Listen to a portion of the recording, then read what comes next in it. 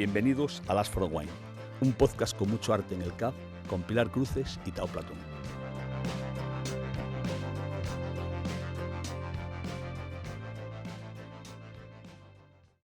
Hola a todos, bienvenidos a un nuevo episodio de Last for Wine, un podcast con mucho arte en el CAP. Somos Tao Platón y Pilar Cruces. Tenemos la suerte de estar acogidos aquí en el Centro de Arte y de Creación Contemporánea de Fundación Caja de Burgos, desde Burgos, y se inaugura un nuevo ciclo expositivo. Y en eso Reggae, como anfitrión... Hola. Hola. Buenas tardes. Muy buenas tardes. Hemos inaugurado recientemente y tenemos 3 exposiciones, pero bueno, voy a centrar algunos de los comentarios en una de ellas. Bien. Y esta música pertenecía un poco a esa atmósfera con la que trabaja uno de los artistas que podéis encontrar aquí. Con respecto a la música, como sabéis, no podemos poner piezas musicales durante la emisión del podcast por una cuestión de derechos, pero Reggae nos va a contar con qué música nos ha sorprendido y nos ha recibido a todo el público que está hoy compartiendo con nosotros. Pues era una cumbia que tiene que ver y habla de un pájaro, que es un pájaro chileno, y en el que se ha inspirado con la música que ha estado trabajando Humberto. Y este es el artista que está en la primera planta del CAP y sobre él vamos a centrar algunas de las ideas que nos han inspirado también los comentarios sobre el vino, y os voy a leer un texto que puede enmarcar el trabajo de Humberto Bustamante. Una obra expositiva que tiene un título, Caucao. La comunidad de Puerto Varas estaba alerta ante un extraño ser que perseguía animales. Robaba los huevos a las gallinas y se desplazaba sigiloso entre los matorrales. La insólita presencia siempre al acecho alimentaba el temor de los lugareños, acostumbrados a lidiar en su imaginario con leyendas que hablaban de apariciones tan extravagantes como surrealistas. Hasta que un día el misterio se rompió en el retén de Río Pescado, cuando el cabo José Elías Fuentealba Solís capturó a un ser fenomenal de pelo largo que se movilizaba en 4 patas. Tenía la cara y el cuerpo cubiertos de vello y se defendió con mordiscos y rasguños tratando de no ser atrapado. A pesar de su extraña fisonomía, en la que predominaba una gran cabeza desproporcionada a su menudo cuerpo, se descubrió que se trataba de un niño hambriento y asustado al que se le calculó la edad de 10 años. El hallazgo generó tal expectación que nadie quedó ajeno. La gente se conglomeraba para conocerlo, sin certeza alguna del origen del pequeño salvaje, que emitía un único sonido: cau, cau, cau, cau. Sobre este Caucao es la figura de la que parte, ¿no? O la influencia que tiene sobre Humberto. ¿Nos podrías desarrollar un poco qué es lo que encontramos en esa...? El trabajo de Humberto es pintura. Él se define casi pues, directamente como alguien que pinta nada.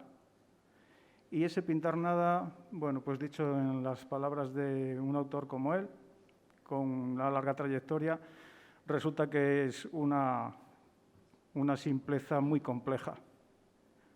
Así de difícil será entrar seguramente en este concepto de la nada en la pintura de Caucao. En la pintura de Caucao, que es así como titula toda su exposición, en la pintura de Humberto, que es un clásico, óleo sobre lienzo.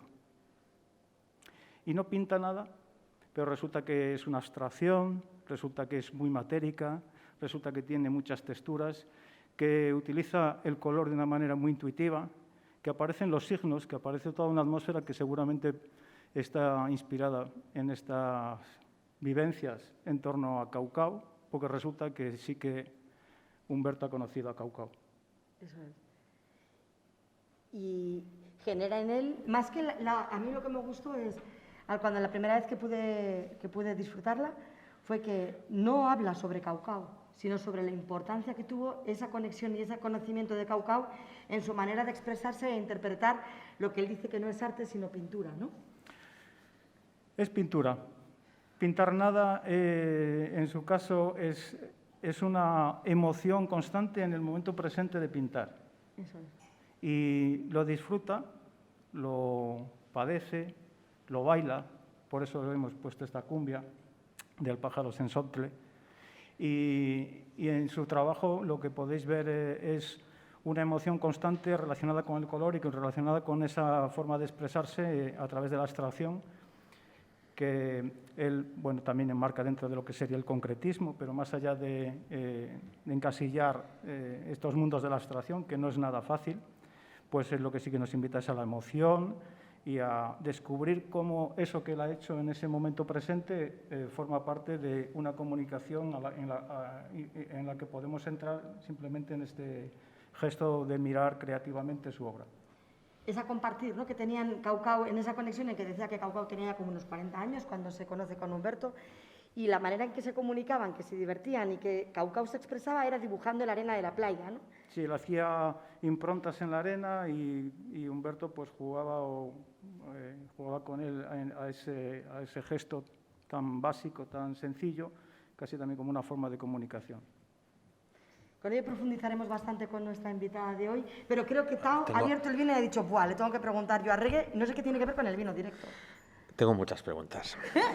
Tengo muchas preguntas. Es que acaba de venir de ver la exposición por primera vez, ¿eh? Vale, yo he visto la exposición. Sin ¿vale? guía, conmigo de la mano en 2 minutos. Y de todas las manifestaciones culturales que uno puede encontrar en su vida, yo algunas las uso como un método de divertimento y recreación. Por ejemplo, para mí el cine es algo que no tiene que tener ninguna complicación, porque yo desconecto viéndolo y descanso la mente viendo una peli de Netflix o de cualquier plataforma en mi casa. Y el vino sí que tiene un arraigo, yo el vino lo disfruto no como algo que me gusta, organoléptico, sino porque tiene un trasfondo cultural que me da un placer estético y cultural. La literatura, adentro en ella, la pintura depende. En esta me cuesta. Entonces, mi pregunta es, porque aquí tenéis mucha experiencia, traer a gente, muchos niños, por ejemplo, ¿no? ¿Cómo, y luego lo enlazaremos con el vino cuando presentemos el vino, porque no es un vino fácil tampoco, ¿vale? Entonces, ¿cómo recomendarías a alguien, tú vas a hacer la parte de pintura y yo luego voy a hacer la parte de vino, entre Pilar y yo? ¿Cómo recomendarías a alguien que se acerque a algo que es tan abstracto? Tengo 2 preguntas sobre esto, esta es la primera. Algo tan abstracto, que tiene tanto pozo en la biografía del artista y que para ponerlo todo en su contexto hay que conocer lo que tú estás contando. Alguien como yo, que se adentra en esas salas por primera vez, ¿cómo tiene que afrontar su choque con esa obra? Bueno, la primera impresión, el primer momento en que te encuentras con una pintura, con la obra casi de cualquier artista, es simplemente dejarte llevar. Es abrir tus entendederas, estar receptivo a la obra de cualquier artista, y en este caso en la obra de Humberto, pues bueno, es un arte visual, entonces ya nos llega a través de la vista. Resulta que la vista también nos da información de lo que podría pasar a nivel del tacto. Resulta que no podemos tocar la obra porque, bueno, pues se deterioraría, pero sí que te está hablando de las texturas, te está hablando de una morfología, casi de una geografía, del tipo de pincelada, de brochazo, del ritmo de todo eso. Y ves que hay un ritmo frenético, a veces es monótono, pero tiene la calidez del color con la que está trabajando en ese momento, en planos de color, a veces casi geometrías, pero no llegan, por ejemplo, al borde, y él le da esa importancia a no llegar a los límites para no tapar lo que había debajo. Toda la forma de trabajar que tiene Humberto está condicionada por este grado de libertad que él intenta conquistar en el momento del acto de pintar. Hay que aproximarse libre y dejarse emocionar, ¿no? Que sí. Igual, como un vino, a veces somos como muy analíticos buscando la perfección, pero el eso defecto. Lo buscas tú, que lo sí, conoces. bueno, yo soy un técnico y para mí es una cosa Pero me refiero que en el vino yo le aconsejaría a alguien que hiciera lo mismo. Eso es. O sea, ¿por qué tenemos esa constante necesidad de buscar referentes o instrucciones a la hora de enfrentarnos a algo que puede dar simplemente placer, ¿no? O sensación. Mi segunda pregunta es sobre el arte abstracto en general, pero podemos llevarlo a la figura de Humberto, pues no la conozco, ¿no? Entonces, lo muy manido de esto lo pinta mi hijo, como si son 4 trazos, que yo lo traslado mucho al vino natural, ¿no? Por ejemplo,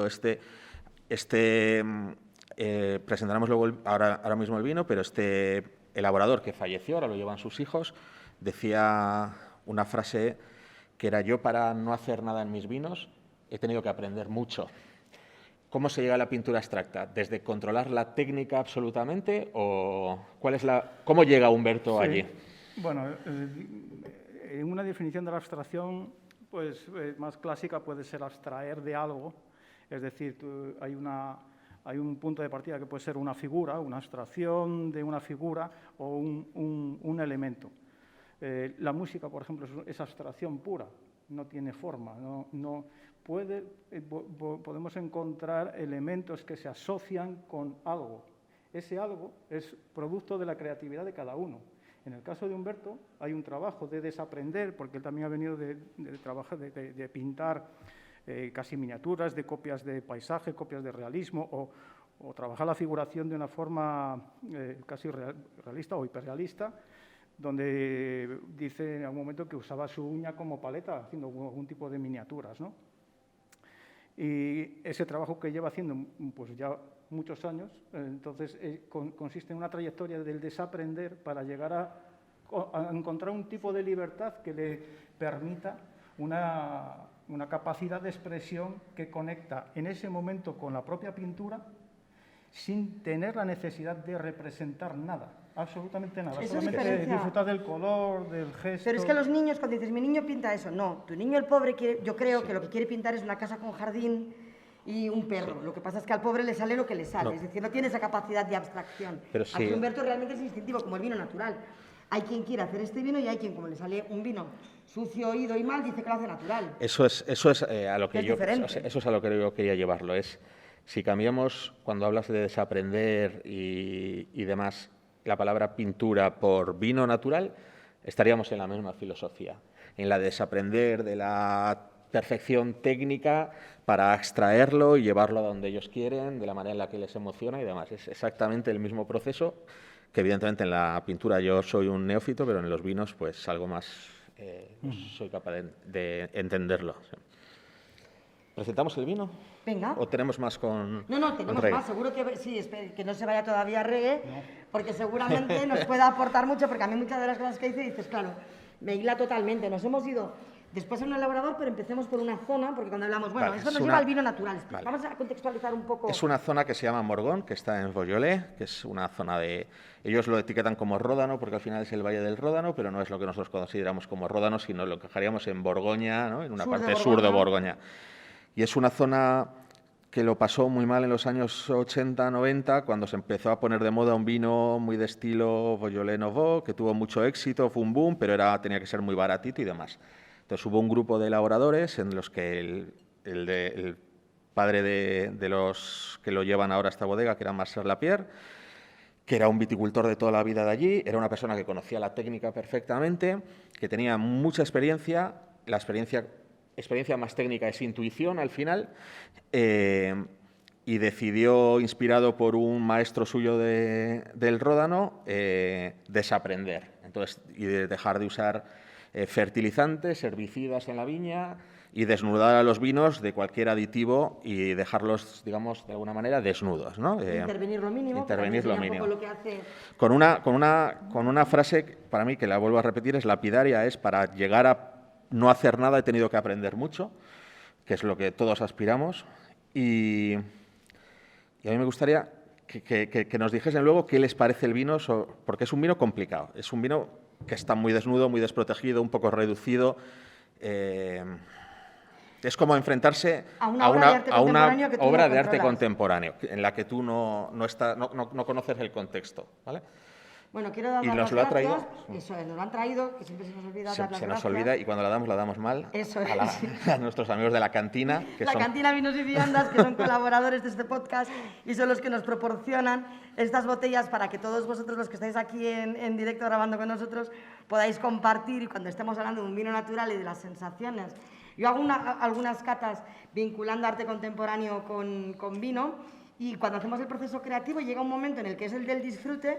Y claro, ¿cómo se enfrenta alguien a este vino? Pues lo mejor es gente que no consume vino. Cuando te enfrentas a gente muy joven, con pocos prejuicios y que son de una zona indeterminada, que no son de una zona productora, que vengan muy marcados por un estilo o un tipo de vino determinado, se enfrentan con un relajo y una naturalidad como la que viene una neófita como yo, que no tiene ningún miedo a pasearse por aquí como Pedro por su casa y a decir lo que le parece. Yo creo que el problema es cuando alguien tiene O sea, yo en el vino, depende en qué lugares, lo he hecho que están marcados por ser una zona elaboradora, es cuando de repente se ponen como tiesos, ¿no? Y se ponen como, ostras. Yo me acuerdo que lo hacía mucho con vinos del Jura, de Pulsar, que es un vino que yo sabía que en zonas elaboradoras españolas clásicas, pues se parece más a un rosado que a un tinto, y les pones como tensos. Dices, ¿por qué? Relájate, si lo único que tienes que hacer es beberlo y después decir tu opinión, si te gusta, si no te gusta, compartir, ¿no? Pero, ¿cómo te enfrentas a un vino natural? O sea, tú cuando haces una cata o cuando haces una formación, cuando un vino natural al final es un vino que puede tener pues, aromas más reductivos o tener aromas menos definidos, ¿no? O menos limpios. Hombre, este vino en particular tiene Un poco de todo. Tiene muchas cosas difíciles y muchas cosas fáciles. Lo fácil es la sencillez en el beber, que a veces confundimos también y menospreciamos lo sencillo y lo fácil por ser peor que lo que es complejo y demás, cuando el atributo que tiene este vino es lo sencillo y lo fácil y lo fresco. Los aromas son complicadillos para mí. Muy reducidos. Está muy reducido y tiene un aroma ni mal. Es muy extremo, un poco más extremo de lo que yo me lo recordaba, ¿no? Pero bueno, ¿os ha gustado? Sí, en general sí. Joder. Sí, claro, aquí está Alma formando a la gente de Burgos desde hace años. No, que aquí los que vienen que están formados, que les conozco de las catas, se gastan su dinero en formarse. No te pienses tú que les viene... Ya, pero tienes que tener oferta. Si no, si hay demanda y no hay oferta, mal. También podemos ver cómo va evolucionando, ¿no? Sí. Eso es lo importante. Es como, por ejemplo, no es lo mismo la obra de Humberto cuando haces un pase como el que has tenido tú la mala suerte de hacer, deprisa y corriendo, que con el que espero que puedas hacer después de haber hablado con Reggae, después de haber estado con nosotros y el mes que viene cuando volvamos y tengas más tiempo y hagas todo el recorrido, lo vas a ver con otros ojos. Primero porque no es la primera vez y porque todo esto ya está impreso en ti y tú te lo vas a llevar y lo vas a ir desarrollando. Es como el vino, se va a ir abriendo ahora y estoy segura que en 15 minutos pues va a tener otra expresividad y esos aromas tan reductivos pues no van a estar tan presentes, ¿no?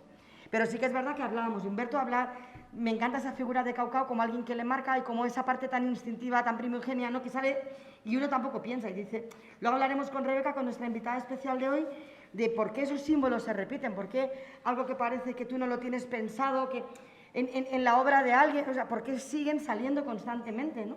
Alguien que se supone que no está adiestrado ni educado para ello y sin embargo tiene un lenguaje propio y algo que comunicar del mundo que ve o del mundo interior que pueda tener. Y yo creo que le pasa lo mismo el vino, ¿no? El vino al final se va expresando también en su ritmo. Y también podríamos abrir un nuevo debate. Hablábamos de lo que es arte y pintura, porque Humberto lo diferenciaba, que es para ti vino natural. Vamos a explicar a la gente que nos escucha y que está aquí con nosotros y no lo tiene tan al día, que podemos entender por vino natural, que no es fácil, porque no hay una definición única. Se ha intentado hacer alguna definición legal. Y hay, como todas las corrientes, al final, artísticas y culturales, hay mucho debate y mucha pulsión entre unos y otros y al final es un movimiento del mundo del vino, de carácter artesanal, en la que abogan porque el vino tiene que estar lo menos intervenido por el ser humano posible, por el elaborador. Cuando al final como todo movimiento cultural, al final es una paradoja en sí mismo, porque al final el vino no puedes despojarlo de su componente humano, no sería vino. La viticultura mismamente. La viticultura, la fermentación, el embotellado, ¿no? Entonces abogan sobre todo el caballo de batalla es el sulfuroso, que ha sido un conservante desde hace miles de años y ellos abogan por no utilizarlo. En España sobre todo, porque por ejemplo a mí me gusta mucho más la concepción que hay en Francia, sí. Sobre todo en Loira.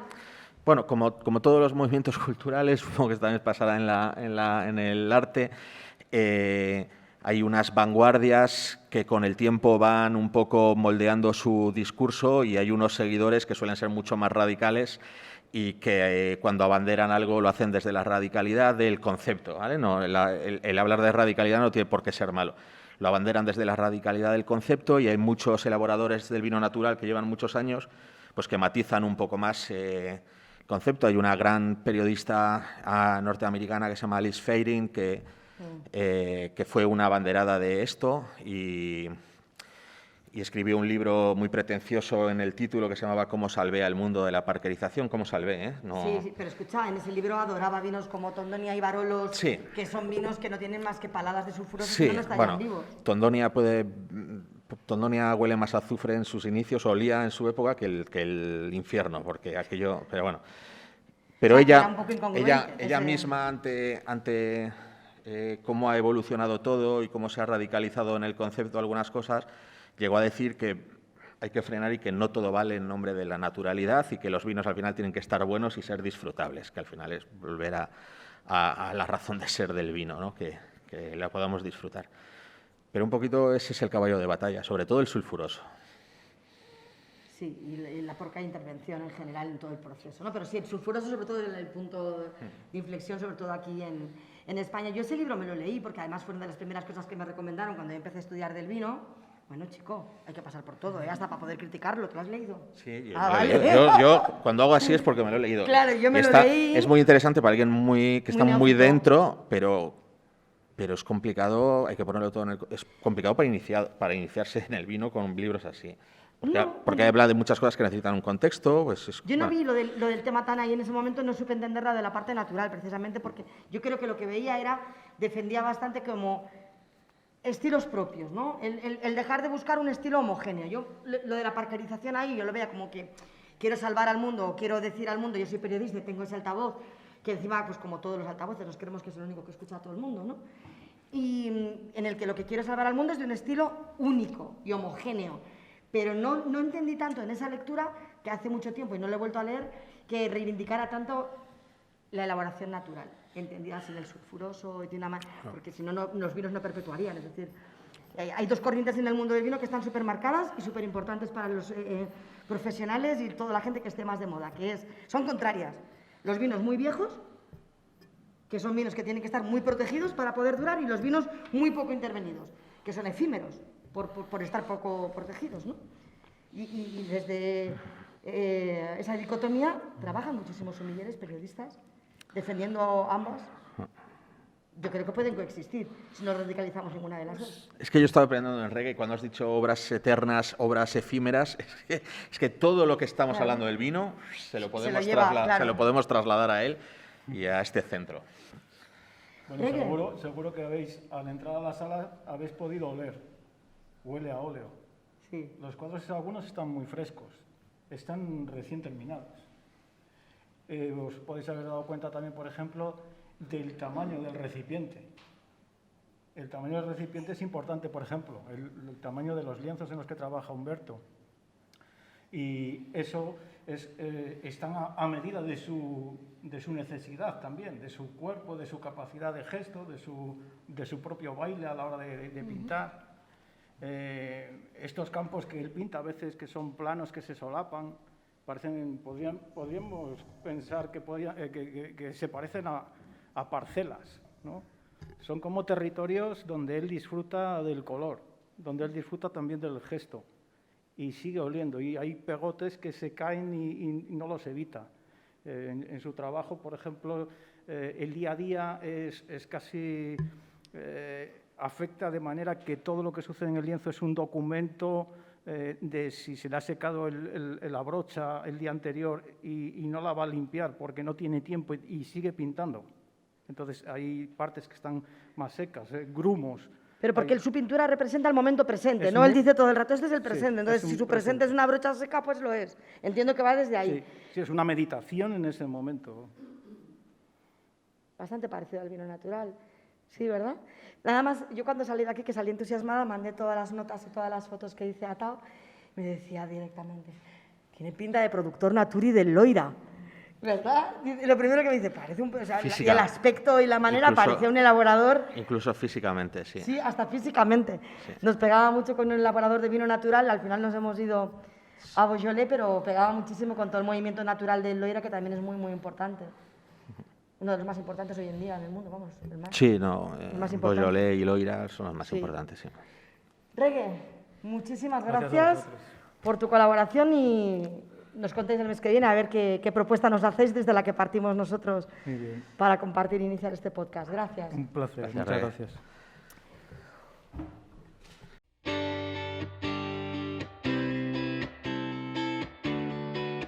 Estás escuchando Last for Wine, un podcast con mucho arte en el cabo.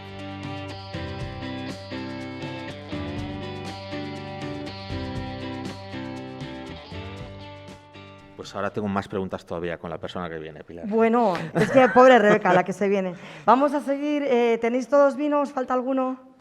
Vale, digo, si no, aquí hay todavía un poco más para compartir. Volvemos a dar las gracias a la cantina Vinos y Viandas por estos vinos, que la verdad es que nos dan bastante inspiración a la hora de ir conectando. Y pasamos a nuestra invitada del mes, que aparentemente tampoco tiene que ver con el vino, pero seguro que mucho más de lo que parece. Ella es Rebeca García González. Acompáñanos si eres tan amable. Bienvenida, Rebeca. Hola, muchas gracias. Ella es directora y profesora de paleontología en la Universidad de Burgos, en la UBU, y forma parte del equipo de investigación de los yacimientos de Atapuerca desde 2002, ¿correcto? Sí. ¿Y por qué la hemos invitado? O sea, pues, aparte que siempre nos parece una buena idea invitar a gente de Atapuerca o que esté vinculada con la historia más antigua que viene con nosotros, porque a mí hubo una... Mira, ¿ves? Se me olvidó decir la regla. Que Humberto hacía mucha referencia a las pinturas en cuevas, ¿no? Y a esa simbología y cómo él recorrió diferentes cuevas y pinturas, y enseguida yo pensé, pues Rebeca podría ser una invitada perfecta para comentarnos esa conexión. Así que con todo lo que has oído, lo primero que a ti te apetece compartir, o toda esa figura de Caucao, esa manera de pintar de Humberto de los vinos naturales, ¿qué te inspira dentro de tu sector? Bueno, pues en primer lugar, muchísimas gracias por invitarme. Estoy encantada de estar aquí. Y estaba escuchando antes, y es que parece que no, pero tiene muchísimo que ver con el campo en el que yo me muevo. Por una parte, o sea, yo creo que esta exposición, la de Humberto, aúna dos características que nos definen como especie. Somos una especie muy simbólica. O sea, tenemos una mente simbólica, somos capaces de crear mundos imaginarios, de crear seres distintos, o sea, de montarnos un mundo totalmente aparte que no es real. Eso es algo que nos caracteriza a todos como especie. Hubo otras especies que quizá tuviesen una mente simbólica, como los neandertales, pero nunca llegaron al grado de simbolismo que nosotros poseemos. Y eso lo sabemos por el arte, porque somos la única especie que conocemos que ha demostrado arte. Hace entre 30 a 40.000 años hay una explosión de arte parietal en las cuevas, que siempre se ha discutido mucho sobre por qué se pinta, ¿no? Se asocia a momentos mágicos, con chamanes y demás, pero también es una manera de que nace una necesidad innata, o hay una necesidad innata de mostrar, o sea, de ir más allá, a mostrar lo que estás viendo. Y siempre se discute, pues hablábamos de aprender, estabais hablando de aprender, desaprender.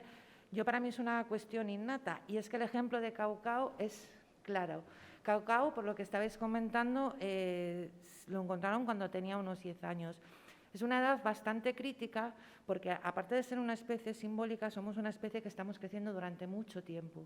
Y hay una parte de nuestro periodo de crecimiento que básicamente lo que hacemos es estar aprendiendo continuamente los roles que nos toca jugar en nuestra sociedad como adultos. ¿Qué es lo que vamos a hacer?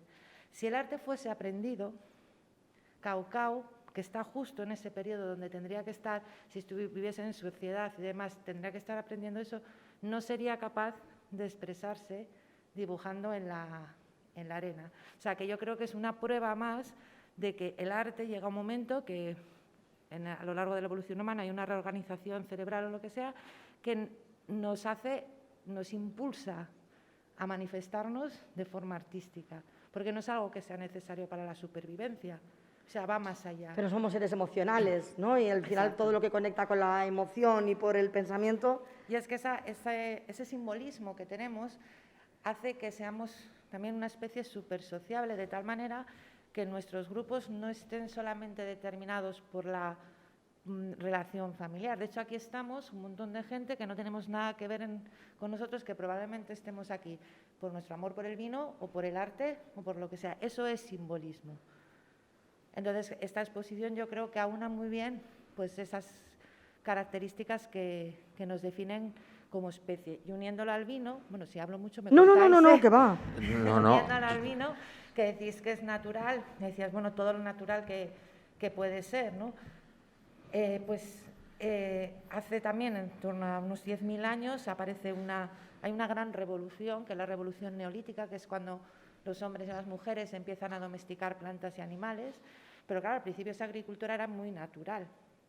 Simplemente es ir aprendiendo para no hacer nada. Entonces luego vendrían todos estos que podríamos llamar ahora alimentos naturales, teniendo en cuenta que tienen intervención humana. Sí, el tomate que tomamos nosotros no es el que No. tomaban en Latinoamérica. Tenemos muchas cosas que hablar contigo, de verdad.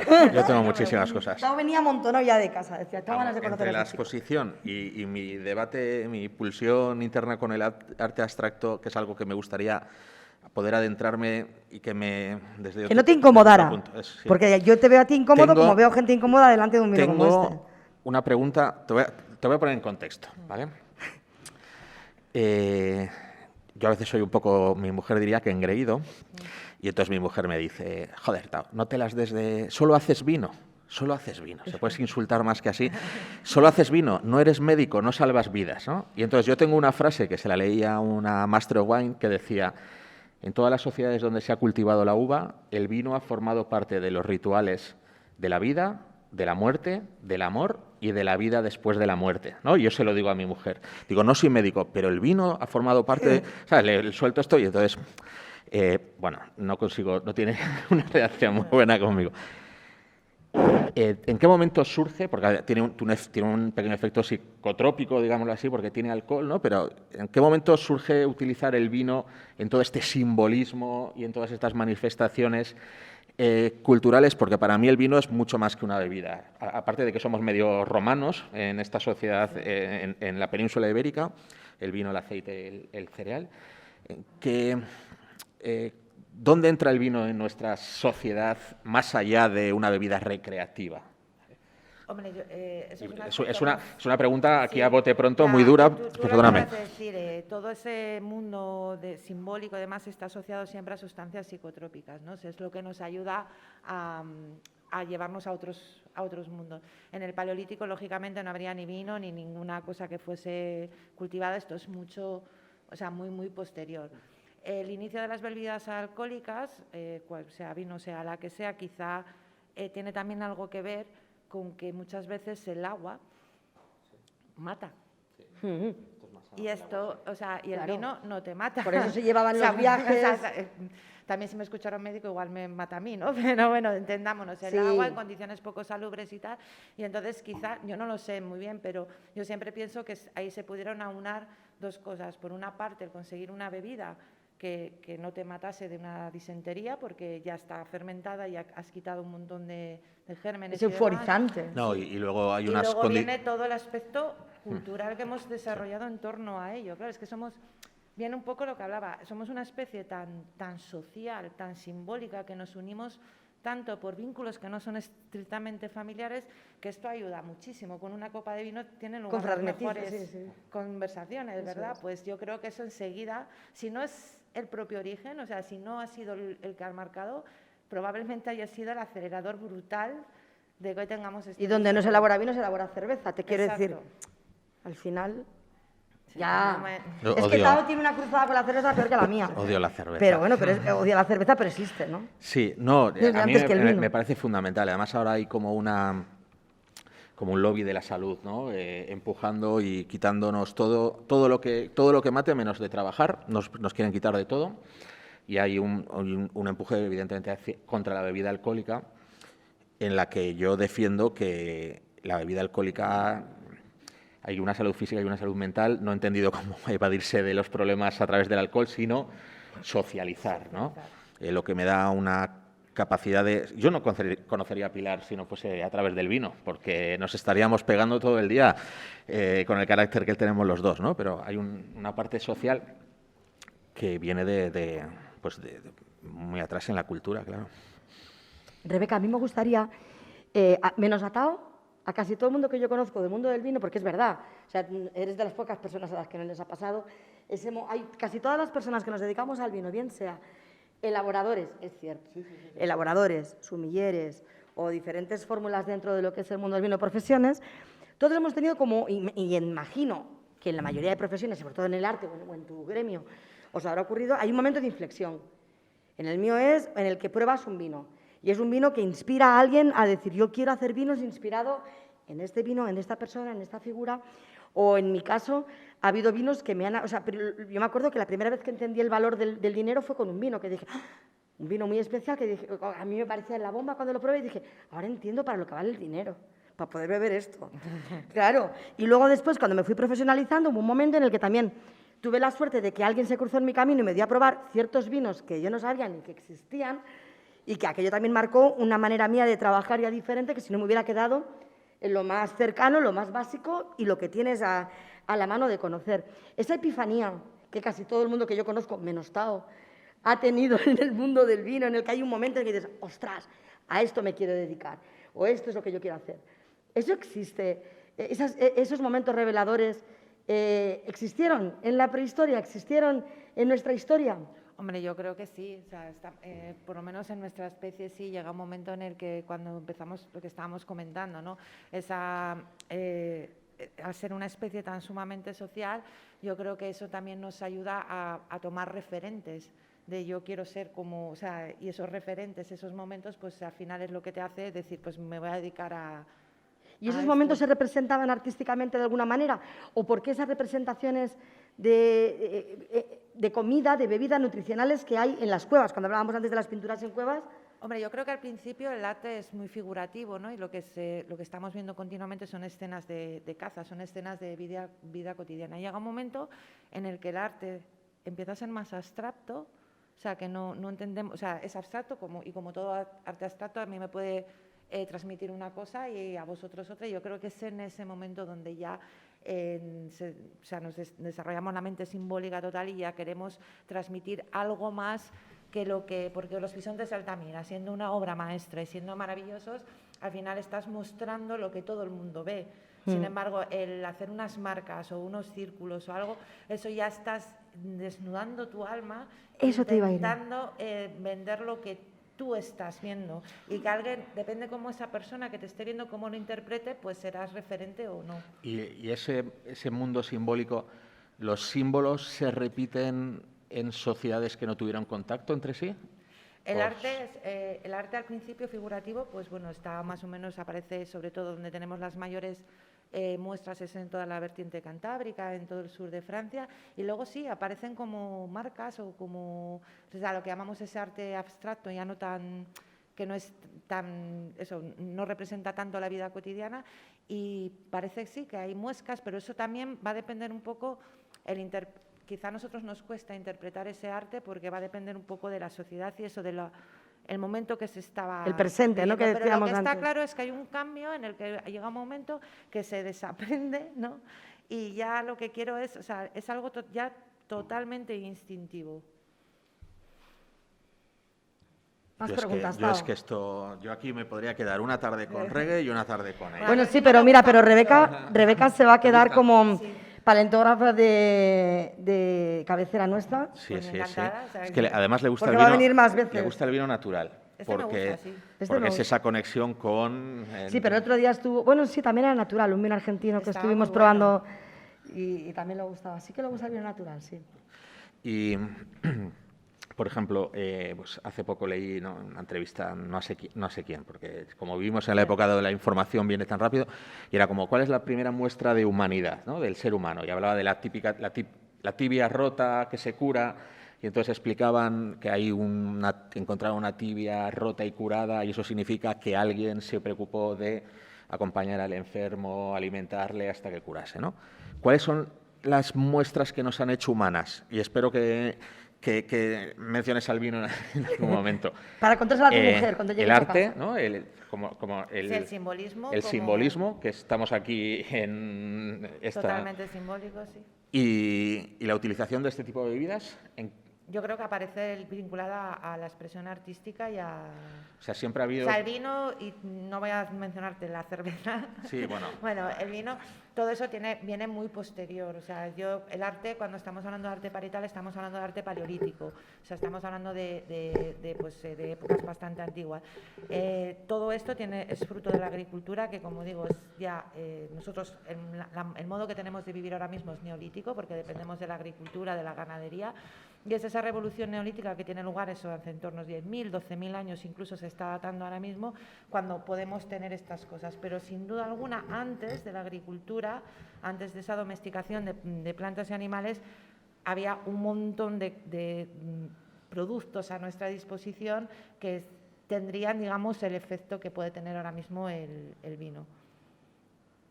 El vino, o sea, no, más que, o sea, voy a darte la razón y no.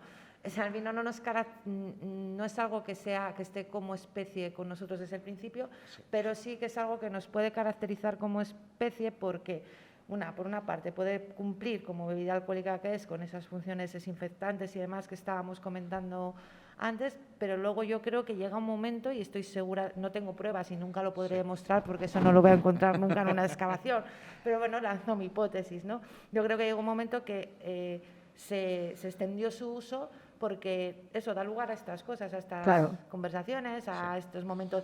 El placer, o sea, es que somos una especie que nos gusta mucho el placer. Siempre conectamos y volvemos donde nosotros felices. Y vivimos en una sociedad donde la mayor parte de la población tiene sus necesidades cubiertas, no somos cazadores-recolectores que dependemos de lo que encontremos, ni neolíticos de la primera fase, y tiene mucho que ver también con la capacidad de los agroquímicos para producción después de las guerras mundiales y demás, pero hemos perdido un poco, cuando a veces hablamos de, por ejemplo, de los alimentos, ¿no? Si hay alguien a quien no soporto más que a los de las cervezas, son a los super ultrasanos, ¿no? Con el lobby de la salud, que todo lo tienes que comer porque está sano, y estamos perdiendo vamos a comerlo porque está bueno, ¿no? Una manzana es una cosa súper sabrosa y nos la están vendiendo solo. No, es que es muy sana. Ya sé que es sana, si es que no me voy a morir de hambre, pero somos una especie que hacemos cosas porque nos da placer. Bueno, muchas especies hacen cosas porque nos da placer. Lo que es para nosotros lo elevamos a la enésima potencia. Somos muy hedonistas y somos capaces de transformar también. Mira, de elaborar, ¿no? Aquí podríamos hablar de eso, de lo que es el gusto, de por qué nos gustan más determinadas cosas que otras, que también tiene podemos rastrearlo evolutivamente. Sí, porque los fermentados son alguna cosa sobre la que aprenden, ¿no? Porque al principio, cuando eres niño, corrígeme si yo no tengo ni idea, ¿no? Pero cuando eres niño, algunos fermentados te repelen porque en la naturaleza muchas de las cosas fermentadas no están en buen estado, ¿no? Exactamente. Instintivamente tendemos a nadie le gusta su primer vino o su primera cerveza. Te quiero decir al primera cerveza. Creo que es ni la última, ¿no? Normalmente se genera eso como una animadversión, luego es una cosa educacional, el paladar se educa, ¿no? Sí, y luego estoy lanzando. No hay ningún tipo de orden en todo lo que estoy haciendo hoy. No, pero no va mal. Siempre vivimos también en la época del clickbait, ¿no? Y la información anzuelo y los titulares asombrosos, muy llamativos, y luego las noticias a veces yo las leo y digo, y todo esto relacionado con los primeros lagares, las primeras manifestaciones del vino, ¿no? En Georgia hace no sé cuántos miles de años porque han encontrado unas semillas de uva. ¿Hasta qué punto la gente que os dedicáis a eso tenéis certeza de que se estaba haciendo vino de manera deliberada? ¿O al final es parte de la agricultura y la recolección que se deja por el allí, arte, que se ¿no? fermenta? Hay representaciones artísticas de que había vino. Yo creo que, aparte de que vivimos en una sociedad que es verdad que el titular vende mucho, ¿no? Y a veces tú luego vas a la noticia y no es tan espectacular como el titular, ¿no? Pero sí que es verdad que hay toda una rama dentro de la arqueología que se dedica al estudio de semillas y demás, distinguen perfectamente semillas salvajes de semillas que ya están domesticadas, distinguen el procesamiento que pudo haber experimentado esa semilla. Entonces, claro, yo creo que cuando dicen algo de eso, sí que hay mucha base científica detrás. Muchas veces nosotros pues decimos, claro, el titular es como más fácil. El primer lagar de vino, lo que sea, ¿no? Sí, en Georgia hace 8.000 años ya se hacía vino. Pues probablemente eso lleve detrás un trabajazo y un montón de técnicas que, claro, no te vas a poner a explicarlas con detalle, pero yo estoy segura de que cuando lanzan esa idea, o sea, esa hipótesis, esos resultados, hay una base detrás impresionante, porque esas noticias normalmente vienen asociadas a una publicación de carácter científico y te puedo asegurar que esas no te cuelan o sea, no te cuelan solamente el titular. Joder, podría decirte miles de cosas, pero yo creo que se nos va acabando el tiempo. Así que eso, te llamaremos más veces seguro. Yo estaba encantada, o sea que por mí... Sin participar porque creo que va a ser muy recurrente y que la vamos a necesitar. ¿Alguna cosa más, Tao, que quieras compartir? Reggae, que estás entre el público ahora, pero quieres hacer alguna apreciación. Por nuestra parte, dar muchísimas gracias a todos, sobre todo los que venís hasta aquí para compartir esta grabación. Dar las gracias, por supuesto, a Cristina Regui y Estela, a ese equipo de NELCAP, junto con las demás personas que trabajan y que nos acogen aquí y nos lo hacen todo tan fácil. A Adrián en la parte técnica, a la cantina por su colaboración, Cantina Vinos y Viandas de aquí de Burgos, con estos vinos que agradecemos nos hagan llegar para poder compartir. Y nos vemos en el siguiente episodio, que esperemos se nos permita que sea el mes que viene, ¿no? Esperemos. Habrá que pensar el vino. Muchísimas gracias. ¡Ay, sí!